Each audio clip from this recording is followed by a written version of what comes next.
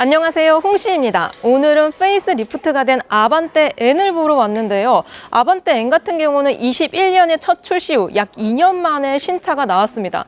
사실 구형 오너라면은 굉장히 배 아픈 일이지 않을까 싶기도 한데요. 신형 아반떼 N 같은 경우는 4월 달에 상하이 모터쇼에서 첫 공개가 되었습니다.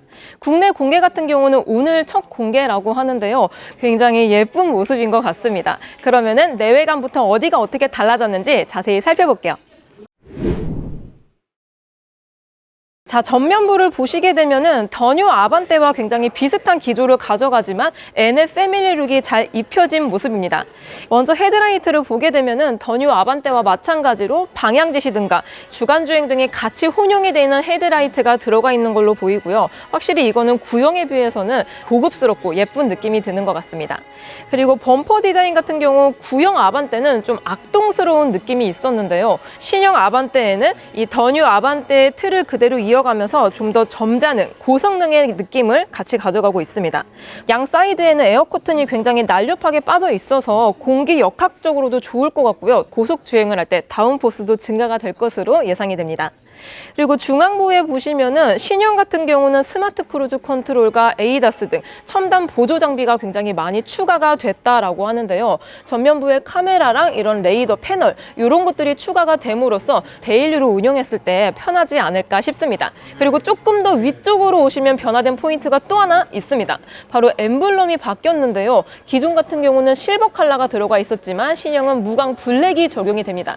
이거는 가장 최근에 공개가 됐었던 아이오닉 5N하고 비슷한 느낌을 가져가고 있는 것 같아요. 그 외에도 이 하단부에 레드 포인트의 가니쉬라든지 이런 것들도 디테일하게 잘 들어가 있는 것 같습니다. 그러면 측면부도 보도록 해볼게요.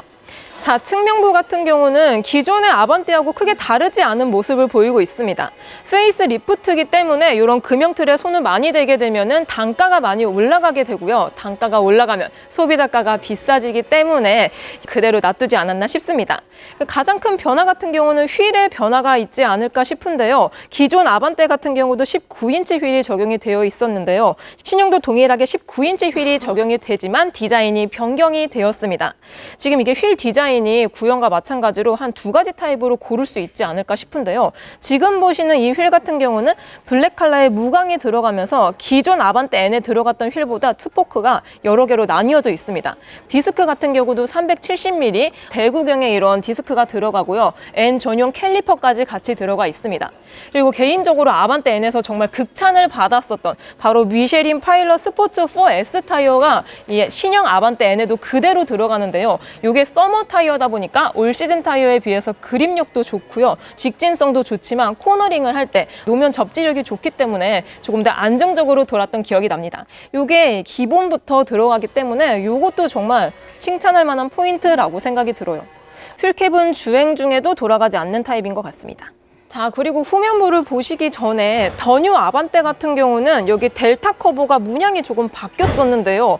아반떼에는 기존에 있는 그대로를 사용하고 있습니다. 이것도 같이 바꿔줬으면 어땠을까 싶기도 한데요. 사실 뭐 심플한 디자인이라서 뭐 큰 차이는 나진 않는 것 같습니다. 그리고 이 C필러를 지나서 후면부로 오시게 되면은 정말 예리하신 분이 아니시라면은 아니 도대체 신차라는데 뭐가 바뀌었다는 건가 이런 느낌이 드실 수가 있습니다. 저도 이게 뭐가 바뀌었는지 사실 한참을 찾아봤거든요. 일단 바뀐 점은 엠블럼과 레터링, 범퍼입니다. 엠블럼이랑 레터링 같은 경우는 기존에는 실버 컬러가 들어가 있었는데요. 신형은 무광 블랙이 들어가면서 조금 더 와일드해진 모습입니다. 그리고 범퍼가 가장 큰 변화이지 않을까 싶습니다. 기존의 범퍼 같은 경우는 이 도장 컬러가 굉장히 많았었는데요. 신형은 무도장의 블랙 컬러의 범퍼 범위가 확대가 되었습니다. 좌부터 끝까지 무광 블랙 플라스틱의 이 범퍼가 꽉 채우고 있기 때문에 조금 더 차체가 커 보이는 느낌도 있고요. 뭔가 좀 더 다부진 인상을 가져가고 있습니다. 그리고 여기 반사판 같은 경우도 기존에는 조금 더 아래쪽에 위치해 있었는데요. 신형은 범퍼가 바뀌면서 좀 더 위쪽에 올라와서 운전했을 때 시인성이 조금 더 좋아지지 않았을까 싶습니다. 그리고 듀얼 머플러 같은 경우는 기존 아반떼에도 그대로 들어가 있었던 거고요. 신형에도 마찬가지로 대자 사이즈의 머플러가 들어가 있습니다. 그리고 브레이크 등도 역삼각형, 이것도 범퍼 아래쪽에 위치해 있는 거를 볼 수가 있습니다. 그 외에는 크게 변경된 점은 사실 없는 것 같아요. 자, 대망의 실내를 보기 전에 파워트레인 같은 경우는 기존의 세타2의 2.0 터보 가솔린 엔진에 미션 같은 경우는 수동 6단과 DCT 8단 두 가지를 고를 수가 있습니다. 그래서 마력 같은 경우는 280마력, NGS를 사용했을 경우에는 오버부스트가 약 20초간 발생이 되어서 290마력까지 힘을 낼 수가 있고요. 토크 같은 경우는 40토크에 해당합니다. 이게 수치로만 봤을 때에는 기존과 동일하기 때문에 엔진 미션의 변화가 없기는 한데요. 공식적인 발표가 아니기는 하지만 연구원분께 제가 이야기를 들었는데요. 서스펜션의 세팅값이라든지 조향값 등등 손을 댈 수 있는 거는 모조리 손을 댔다고 합니다. 그래서 최종적으로 승차감이라든지 주행 감각들이 기존 버전에 비해서 훨씬 더 컴포트해졌다라고 하는데요. 이거는 제가 추후에 시승기를 통해서 자세히 느껴보도록 해보겠습니다. 그럼 실내도 보도록 해볼게요. 자, 대망의 더 뉴 아반떼 N 실내로 들어왔습니다. 현재 지금 이 차량은 버킷시트 옵션이 들어가 있는 차량인데요. 버킷시트 같은 경우는 제가 가장 최근에 탔었던 아이오닉 5N에 들어간 것과 똑같습니다. 여기 안쪽에는 알칸타라가 들어가고요. 또 이제 좌우 사이드 볼스트 쪽에는 좀 땅땅한 가죽이 들어가면서 착자감이 정말 좋습니다. 요거는 일상생활에서도 좋겠지만 특히 서킷이라든지 좀 와일드한 주행을 했을 때 조금 더 진가를 발휘할 수 있지 않을까 싶습니다. 여기 N 로고는 이렇게 라이팅이 들어옵니다. 이게 밤에 봤을 때 확실히 만족도가 극강으로 올라가더라고요. 스티어링 휠을 보게 되면 디자인의 변화가 있지는 않지만 소재의 변화가 있습니다. 먼저 실버 컬러의 이 엠블럼이 전면과 마찬가지로 블랙 컬러로 바뀌었고요. 또 이제 홈커버의 재질이 변경이 되었습니다.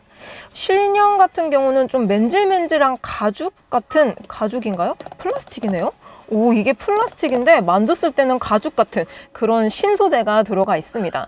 그래서 확실히 디자인의 변형은 없지만 소재 변경을 통해서 신형 느낌이 조금 더 와닿는 것 같습니다. 그리고 M모드라든지 이런 것들은 기존에 있었던 거 그대로 들어가고요. 가장 큰 변화는 바로 ACC, 이 내비 기반의 어댑티브 크루즈 컨트롤이지 않을까 싶습니다.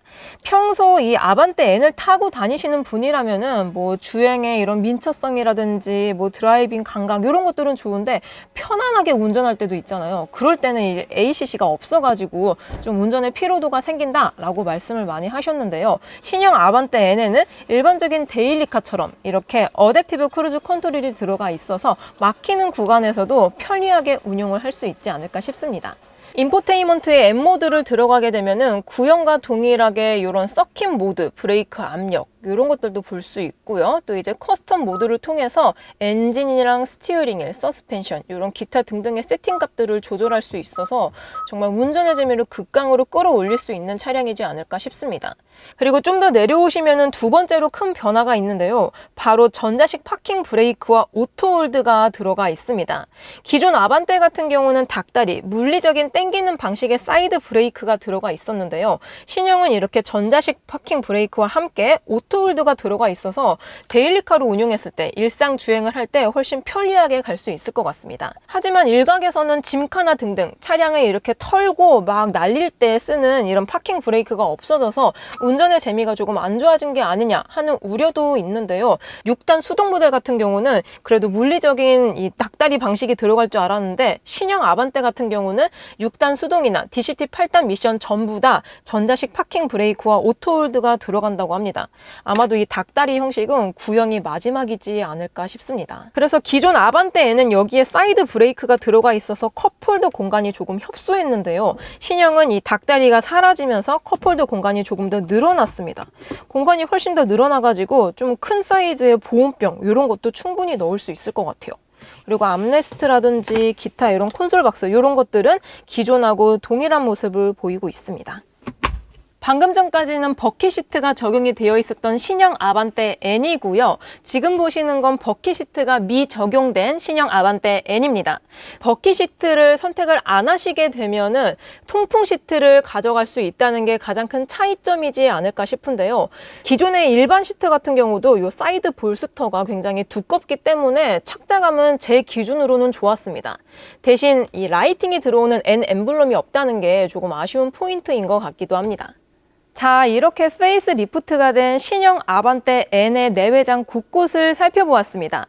고성능 브랜드인 N 브랜드를 가장 대중화시킨 모델이 바로 아반떼 N이지 않을까 싶은데요. 기존의 모습은 가져간 채 좀 더 컴포트해진 주행 감각들과 첨단 안전 장비로 인해서 데일리카로 탔을 때에도 편안하게 운용할 수 있지 않을까 싶습니다. 그리고 아반떼 N 같은 경우는 지금 현재 기준으로 국내 모델 중에서 유일하게 수동 옵션을 선택할 수 있는 모델입니다. 가장 최근에 발표가 되었던 경차인 모닝 같은 경우도 기본부터 자동 변속기가 선택이 되기 때문에 수동 운전을 좋아하시는 분들은 선택지가 아반떼 N밖에 없다는 게 조금 아쉬운 포인트일 것 같기도 한데요. 구형에 비해서 훨씬 더 컴포트해진 감각들을 녹여낸 고성능 차량이기 때문에 추후에 시승을 하면서 제대로 느껴보도록 해보겠습니다.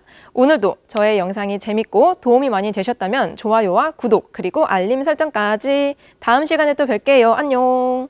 빵!